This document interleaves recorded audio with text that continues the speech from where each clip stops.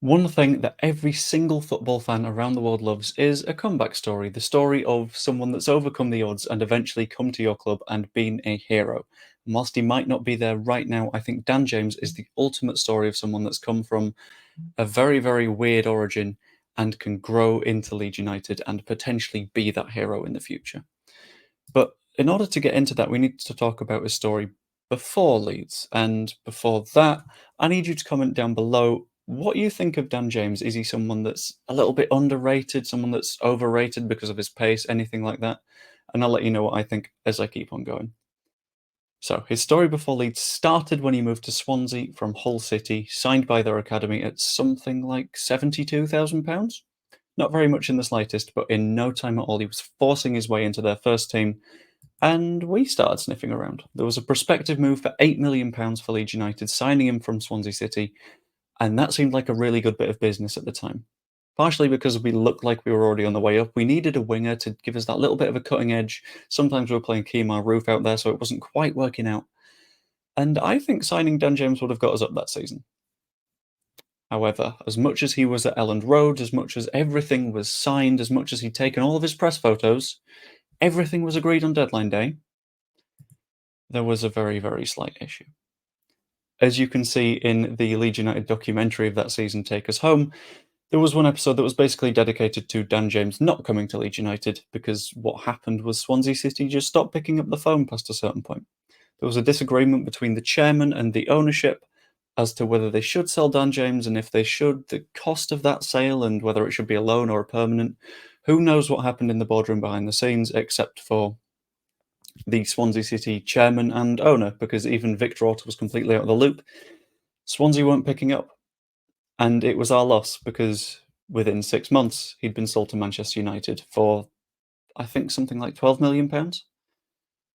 Yeah, we'd lost out immediately on what could have been a £4 million worth of value improvement in the player, and it hurt, to be honest, at that point, because it felt like, okay, he was coming to Leeds, now he's gone to Manchester United, and he's going to be quite good there, and he was. He was not a bad player at Manchester United in the slightest, no matter what people will tell you. Manchester United have been a mess for a long time, but at the end of the day, he played 50 matches there, got 13 goal involvements.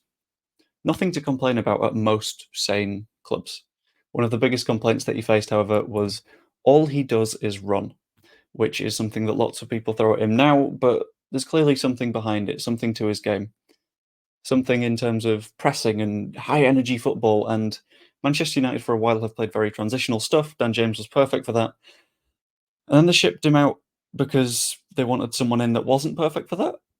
They shipped him out in order to get Ronaldo in. Now, technically, it wasn't because of the funding, because of course, they had the money. But you're not going to get Ronaldo if you can't give him the number 7 shirt, and they couldn't give him the number 7 shirt because Edinson Cavani was wearing that. The Premier League allows a change in shirt number, I think, per player per season, if it's a shirt that has sentimental value. Dan James had the number 20 at that point, I think, or 21, can't quite remember. Cavani was the number 7. Cavani liked the number 21 or 20. Again, I can't quite remember which. And I think he played with it for his country. I'm not 100% sure, but he changed to that number so Cristiano Ronaldo could come in. It effectively sacrificed Dan James, who returned to Elland Road. He returned to Elland Road for a fee of something like £25 million, which, for fans that had been here for a little while, that prospective £8 million move from Swansea was immediately a weight around his neck. It was, we've paid 3 times as much, now we expect 3 times more. And when he returned to Leeds United, he didn't return to a very healthy Leeds United because there were immediate problems in Season 1. This is his Season 1 here, not Season 1 in the Premier League. Because in Season 1 in the Premier League, we had found a mastermind of a winger in Rafinha. Rafinha was absolutely insane at Leeds United. I'm just going to pull up his stats at the moment because I've got it on Dan James's tab. I'm a little bit more curious about Rafinha because this was the one little bit of research that I didn't do. There we go. Rafinha at Leeds United scored 17 goals in 65 matches, 12 assists. Off the scale, absolutely saved us in Dan James's first season at the club. And the season beforehand pushed us into 9th place. I feel like without Rafinha, our time in the Premier League would have been completely miserable throughout. And Dan James was immediately compared to that. And not only was he compared to that, he was just airdropped into a club that was battered by injuries to the extent that he ended up playing as a number 9. Dan James, the 5 foot nothing pacey winger, without very good finishing, was thrown at number 9. It made sense to an extent because under Bielsa you wanted to press a lot from the front, which meant that Dan James's unlimited running was absolutely perfect. The amount of times he would just press a keeper, often so hard that he get himself booked because he just kick him by accident, was incredible, and it was very, very useful for a while. And then we got further into that season, and we got even more injuries to the extent that he was tried several times at right back, at left back, all over the pitch, purely because we didn't have enough footballers.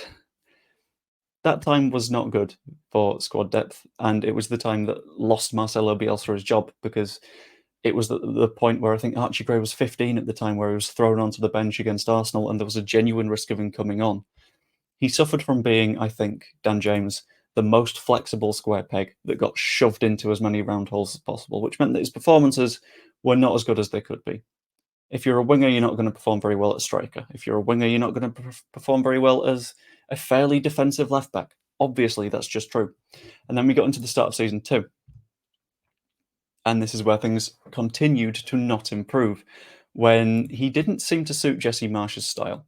Now, this is really confusing to me. Jesse Marsh not picking him when he likes high-pressing, high-paced transitional players seems bonkers. The fact that, like, Brendan Aronson was constantly picked over Dan James when Dan James had a little bit more heart about him when he was really switched on and wouldn't stop running, and B, a little bit more physicality. Dan James was not easy to take down, unlike Brendan Aronson. But either way, Jesse Marsh didn't want him at the club, so he was shipped off to Fulham. Fulham, where he got, I think, something like 600 minutes across an entire season. He only started 5 matches, he played 20, so when he came off the bench, he didn't get much time either. He had a grand total of 3 goal involvements. He scored 2, got an assist, which, for the amount of minutes he got, wasn't awful. But the fact of the matter is he wasn't getting those minutes. He was stuck behind for the centre-forward role, Mitrovic, and out wide he was competing with the likes of Harry Wilson. It wasn't working out for him. And he seemingly disappointed on loan, and it left us at the start of this summer trying to work out what the hell do you do with Dan James? But then we get to this year and things start to turn around for him, in my opinion. First up, that I think is really to his credit, is he didn't force a move. He's someone that could have very probably found a place in a Premier League team, whether it's a team that had stayed up anyway, such as a Crystal Palace, or the likes of a Burnley or a Luton that was sniffing around wingers constantly. If he wanted a move, there would have been rumours from the very, very start of the window saying Dan James wants to go somewhere. But that didn't happen.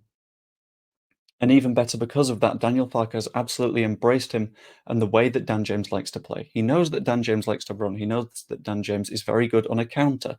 And we've played very transitional football. I don't know whether that's just to account for Dan James or the fact that we've got young, skillful wingers in the team all the way throughout. But it's allowed him to become this great creative presence. He's got 4 assists so far this season in the league alone. And he's got several goals as well. And the fact of the matter is he's the perfect foil to Crescencio Somerville on the opposite wing. Dan James is happy to create over on the right, as is Rutter slightly in behind, with Somerville and Piroux being the ones that finish off the chances. It's a perfectly balanced front four, and that's because he isn't necessarily a finisher. If he's in those finishing positions, yeah, he might have a shot, but beforehand he's going to see, is there someone in a better spot than me that can put the ball in the back of the net? And that's why I think he's perfect for the Championship. He knows what he's good at, he knows what he's not good at, and he focuses on what he can do, and that means that we get even better performances. And we also get very, very good performances because he very clearly cares about being at Leeds. You saw the celebrations when he put 2 past Huddersfield. You saw how he's reacted every single time we've scored vital goals in matches like against Leicester City. He's clearly been embraced not only by the fans, but he's embraced the fans back. He really wants to give something to Leeds United at the moment, and that is absolutely huge. And for the future, I think that means that Dan James might have found a proper footballing home. Swansea wanted to get rid of him. Manchester United were looking for flaws in everything that he did. Fulham didn't want him. For the season he was at Leeds United in the Premier League, he was just tossed around from spot to spot. But I think under Daniel Farke, Dan James might have found a proper footballing home. He might have found his niche. He might have found what he's very, very good at. And once you're in your niche, you can absolutely specialize and perfect what you do. Hope you enjoyed the video. That was talking about the Dan James Revolution, who I think is going to continue to have an absolute breakout of a season. Let me know what you think in the comments down below. Like the video if you enjoyed, and subscribe. Maybe even become a channel. I'm going to keep it in because it's in the outro. Maybe even become a channel member. That'd be hugely appreciated. And I will see you later.